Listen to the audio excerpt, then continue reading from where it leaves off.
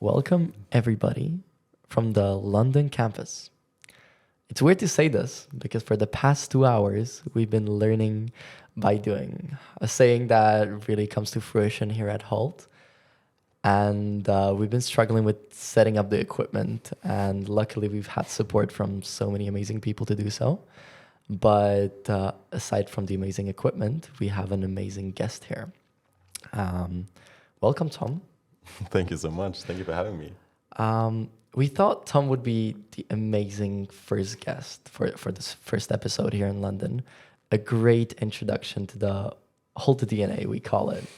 The Hult DNA is basically the DNA that a lot of Hult students possess. Students that like to learn by doing a lot of practice, and you're the true embodiment of that. Tom here is the president of the Hult Student Association. He's worked really hard over the past 4 years he's been here. And he's also the vice president of TEDx London, which I hope he's going to share with us. He's done a lot of great things. He's gone to a lot of competitions, debate, MUN. He's been head of operations in the past year.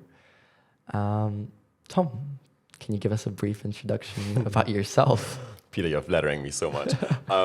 Firstly, thank you so much for having me. This is such a huge honor. Honestly, speaking to you is always, anyways, my favorite thing to do. So I'm very happy to be here. Thank you for the great introduction. So my name is Tom, obviously. I'm originally from Germany. I moved here in September 2021. Now I'm already in my last year, my third year, and I graduate in May next year, which is surprisingly soon. Time at Hult really goes by extremely quickly, so it's really crazy.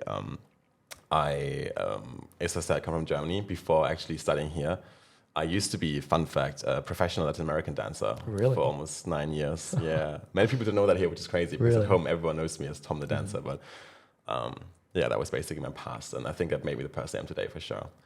And today, I'm really grateful to be here.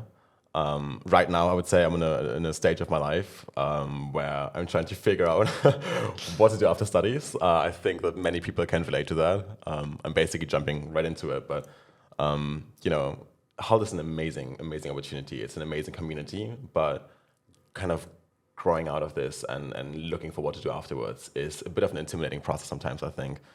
So currently, I'm in the process of trying to navigate, okay, what am I passionate about? What do I want to do in my life? And where do I want to go? And then what are the interests I want to pursue? And it's very exciting, but also very daunting sometimes. Of course. Yeah. You brought up a really good point. Tom, what are you passionate about? Because you said a lot of people are figuring it out right now. In your year, as you're graduating, it must be so daunting that even though you've been at university for the past 3 years now, you still don't exactly know what you want to pursue. So what are you passionate about? What do you want to do in your future? Yeah, that's the golden question. That's what I've been asking myself for the last year, probably. So I need to say I would say 2 key areas of interest that I would love to pursue.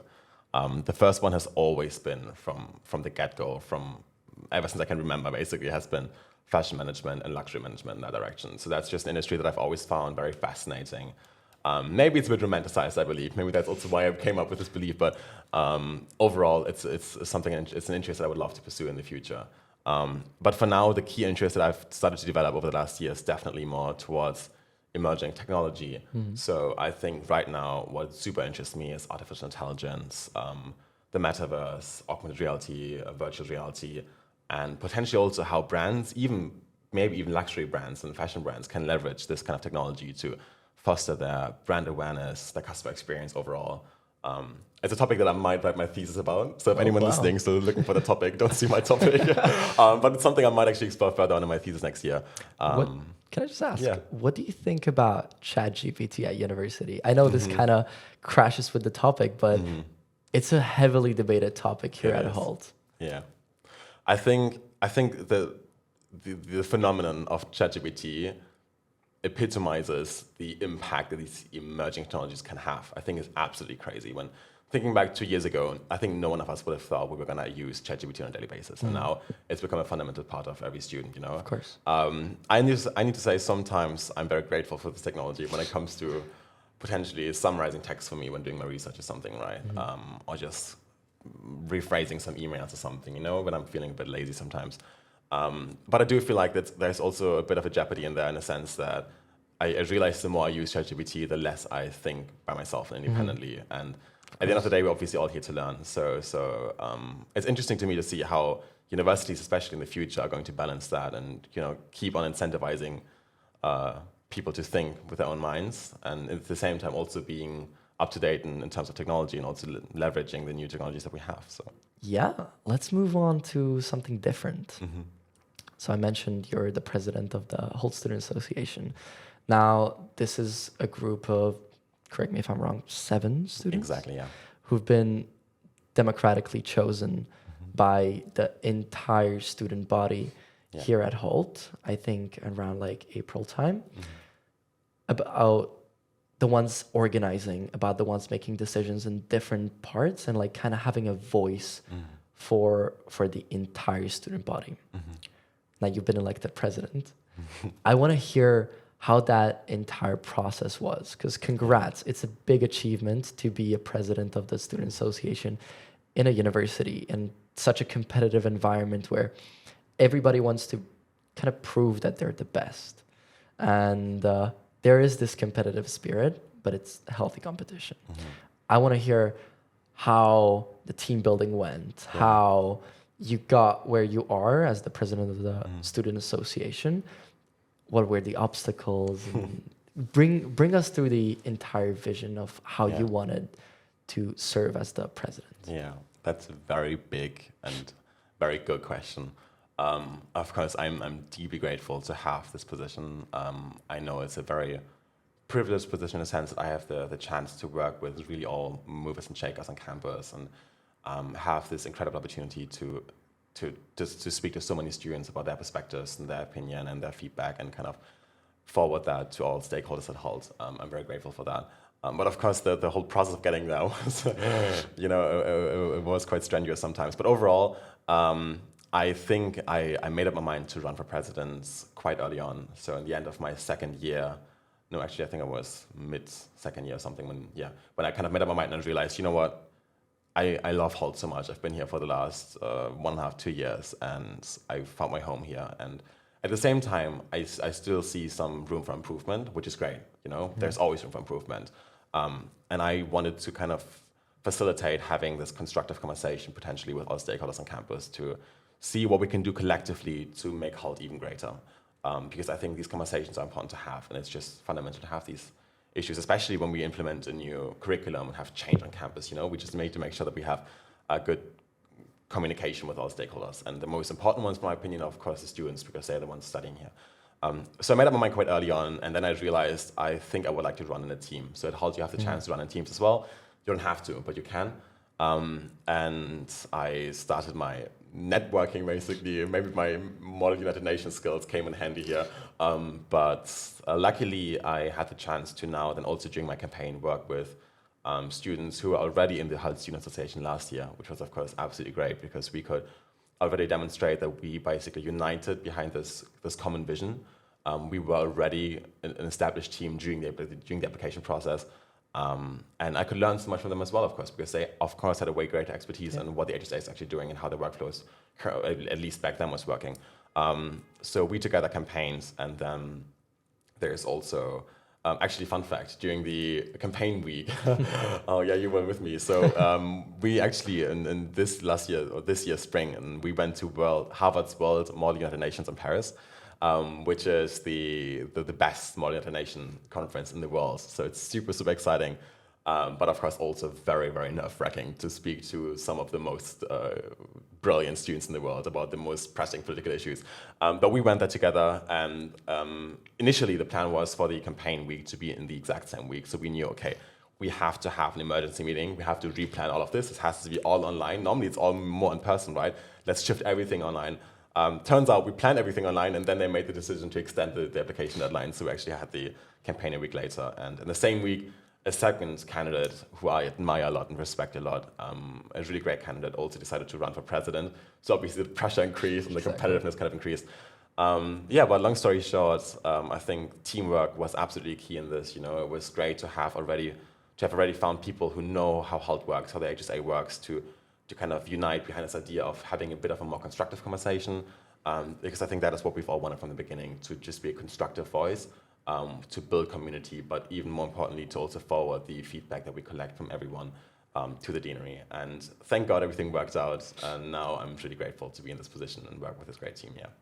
You're doing an amazing job. We've seen many events and news on campus that just feels surreal that you have implemented in such a short amount of time. I mean, you really just learned about the fact that you're going to be president in April, and now we're in December, and you've implemented so many things which have helped the entire student body. Thank you so much. So sorry to interrupt, but I just had to thank some people. Thank you so much for the global marketing team, Student Services, and Hult Founders Lab for providing the equipment for this episode. And thank you to you, the listener. I would really appreciate some feedback. You can find it on our link tree. And please comment, like, and subscribe for any future episodes. Thank you so much. And you already talked about impact, so I want to move on towards something like a really, really specific question. Mm-hmm. And I'm not sure how the handover was with the last president, but I know it's still not end of your term. Mm-hmm. But what is something that you would tell the next president? What's something really important, whether that is HSA related, whether that is team management related, because obviously you have to do a lot of things to keep your team motivated and well functioning. Yeah. That's a really good question. It's a great question.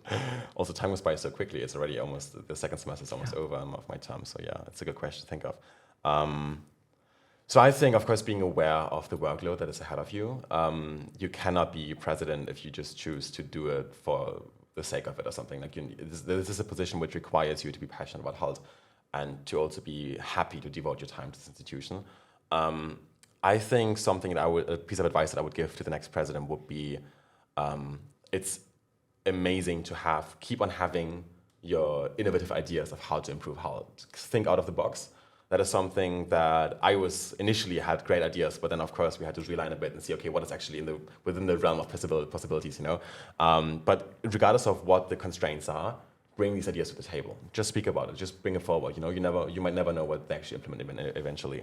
But at the end of the day, I think the most essential thing is to have courage to also speak the students' truth. So if there is an issue they're dealing with, the entire deanery and all of Hult staff and faculty have an open door policy. You can always walk in and tell them, this is feedback that I was given, and I think we should work on that. And if you say that, work is going to be done on that.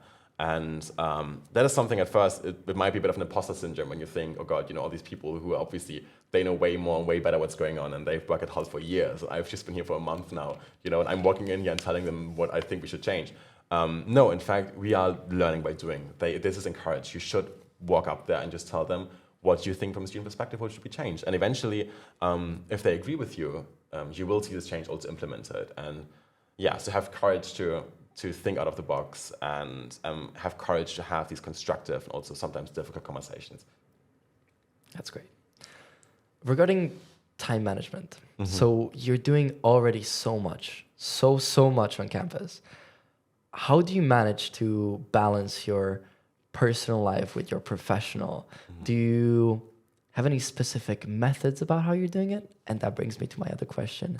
Is what about internships? What about getting outside experience? Because obviously it's really good to have experience inbound in your university and your university experience, but you actually have to get out there into the work environment to experience learning by doing in the environment and like networking and knowing people. So those would be the two kind of key points I would love for you to touch upon.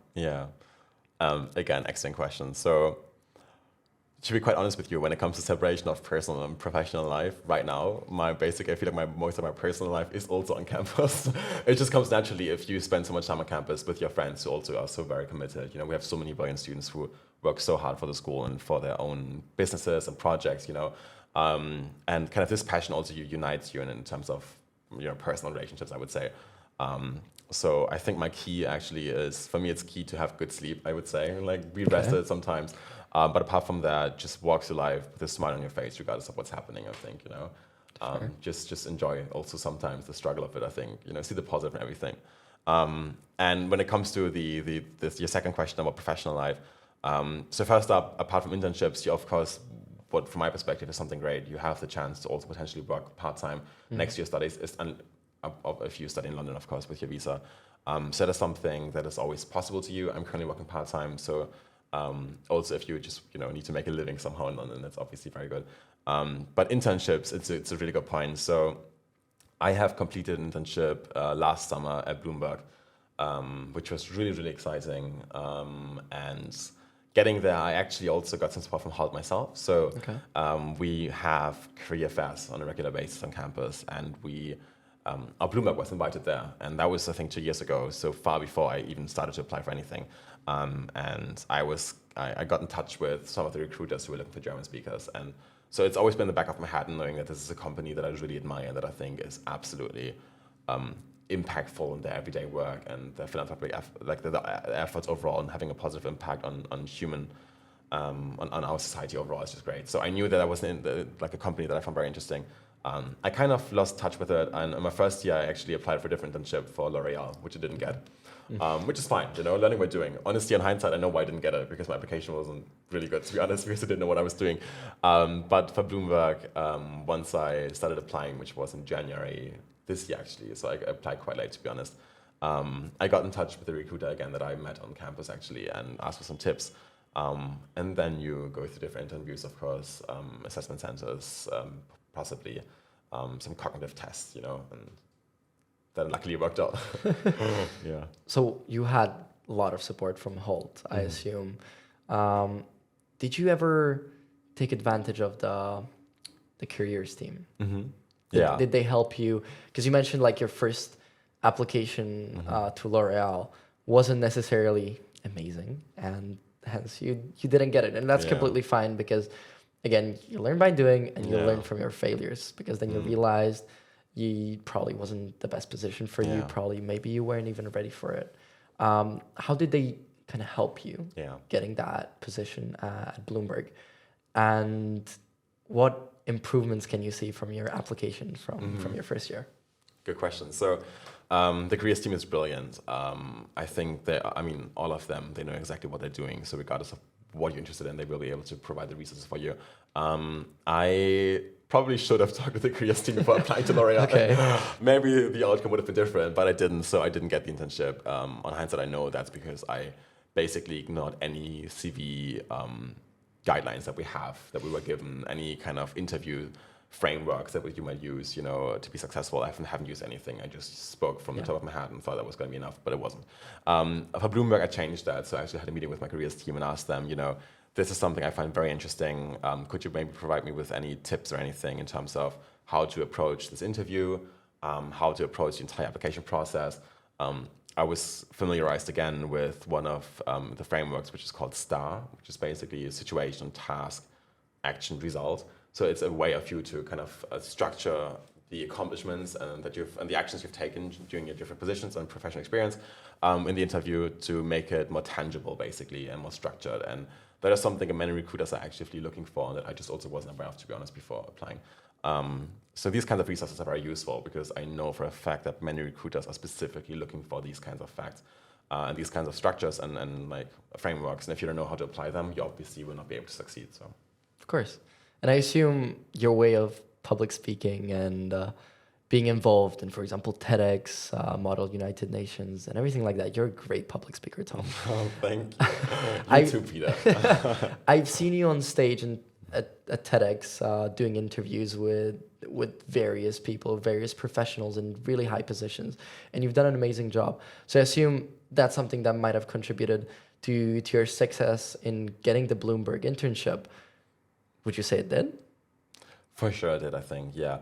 I think public speaking is a funny skill, because there's so much to it, I think a lot about, I think probably the essence of it is confidence. I think very often, also when I stand on a stage, and I think many people agree with me who are deemed to be or considered to be good public speakers, everyone is nervous. Like no one is standing there and is actually thinking, oh wow, this is so easy. Like even if you enjoy public speaking, you're still gonna get nervous before doing it, which is kind of part of the thrill of it, I would say. But just being kind of put on the spot, like pushed into the cold water sometimes. Like right now? Like right now. It's like, no, literally, because it's learning by doing. Like public speaking is one of these skills where you actually just have to fake it till you make it, I think. And in order to do that and to feel comfortable doing this and getting confidence in knowing, okay, I might not know what's going to happen, but I know that regardless of what's going to happen, I'll be able to deal with the situation and I can make my way out of it, In order to get this security, you need to be in these kinds of situations. And MUN, for instance, Model United Nations, was an amazing initiative that really provided me with these opportunities for me to stand in front of 100 people from wherever, Cambridge, Oxford, King's College, LSE, and whatever, and talk about pressing issues, and gave me the confidence to believe in myself. And same thing with TEDx. So TEDx is also a platform. TEDx is all about public speaking. It's all about standing literally in the spotlight, in this case, a red dot, and talking about your ideas while spreading in front of the entire world, basically. And of course, it's daunting, but at the end of the day, it's a privilege to have this position, to be there. So for me, how I regard these opportunities now, including opportunities like this, is of course it's a bit challenging sometimes, and you get a bit nervous potentially, but it's a platform that not everyone is given. So I'm seeing it as more as a very positive thing, as something that excites me, that drives me, where I think, okay, this is an exciting opportunity, and every single time you do it, you'll grow more from it. So at one point, you're just going to be enjoying it even more, and then it's going to become a really great thing and not a daunting thing. Yeah. I saw this quote on a previous podcast I've been listening to. I think it might have been like Diary of CEO. And it said, fake confidence is confidence in itself. And I think that's kind of what you meant when you said that if you actually aren't that confident, but you get put on the spot and you fake that you actually know what you're doing, you know what you're talking about, you know what you're talking about at that point. You have the confidence, and that's kind of how you will learn. That is very well said. I agree. Yeah, for sure. You need to push yourself to leave your comfort zone. And once you do, and this push out of your comfort zone requires courage as well, of course. And honestly, it's totally fine to fail sometimes. Like I embarrass myself so many times in front of people. Like it's completely fine, especially if it's in your second language, like English. It's totally natural to have these mistakes happening. But the more mistakes you make, the less you will make eventually, because the more you will learn from it. So embrace it. Of course. Now there's a tradition, and I know this is the first time that we're doing Voices of Hult here in London. But previously, it has been hosted in Boston and San Francisco with many episodes. And the tradition that they do is a guest always leaves a question for the next guest. Now, there has been a question left for you. Oh. And this person didn't know that it was going to be for you. Oh, okay. Do I know the person? Actually can't recall right now, but it was the previous guest. So if anybody's following the episodes right now, it's just the episode before. But the question is, what is one habit you would encourage to your younger self to develop early on? Wow, that's a very good one. Let me have a quick think. There's a lot, I would say. What's the one main thing? So I think, if I'm being quite honest now, real talk, I could be saying something fancy now, like learning something new every day or something. I would love to do that. I'm still working on that. I would love to do that still now. I'm not going to say this though. I think honestly the key thing that I would like to learn from an early day on, and I think I did learn, but that can still always be improved, is no procrastination. I genuinely think having good time management and being structured and committed to your work is going to be the key when it comes to work-life balance, not just in your studies, but also in the rest of your life. I think, growing up as a competitive athlete, I always was forced to have a good time management skills and kind of balance my life with the competitions and training and all these things. But still, procrastination comes and goes. Sometimes more, sometimes less, depending on which assignment you're working on and how interesting it is to me. Of course, if there is an assignment that I find very interesting, I have no issues working on it whatsoever. But if there's just something that you have to do it because for the sake of it, for the assignment, I also tend to sometimes kind of push it out of my mind and do something else, like listen to a different podcast, for instance, I find more interesting, or read a book, or meet some friends rather than actually working. So I think the key for myself, and I think for many people nowadays, is to really, if you're given something to work on, just sit down and do it, and you'll see that you feel way more accomplished, because you will be able to accomplish way more in a shorter period of time. And secondly, the separation of professional and personal life will be much easier, just because you can, if you set yourself a fixed deadline by when you will be finishing the project, after this time, after this deadline, I'm going to be focusing on my personal life, And I think that is definitely something that I'm currently still working on, and there's always room for improvement for sure. Okay, that's amazing. And now, before we wrap up this episode of Voices of Hult, I would like for you to leave a question for the next guest. Oh, interesting. I'm very curious to see who that's going to be. Let me think. So there's this one quote that has kind of been the motto of my life for the last previous years, I would say. That's been very impactful to me, which says, it doesn't matter what you say or what you do, but it matters how you make people feel. Which has been kind of driving me to aspire to have a greater impact on people's life by being just a positive presence and a welcoming presence, and trying to just be a person that people like talking to, make people feel comfortable the way they are. So I guess based on that quote, my question would be, how would you like to be perceived by others? How would you like to make other people feel by your presence? Cool. Thank you so much. And thank you, everybody, for listening today. Tom is an extremely impressive person. And it's been a pleasure having you on the podcast, Tom. Thank you so much, Peter. It's such an honor. Honestly, you did an amazing job. I really appreciate it. For the first time we were doing it, it went well. Thank you. Thank you so much.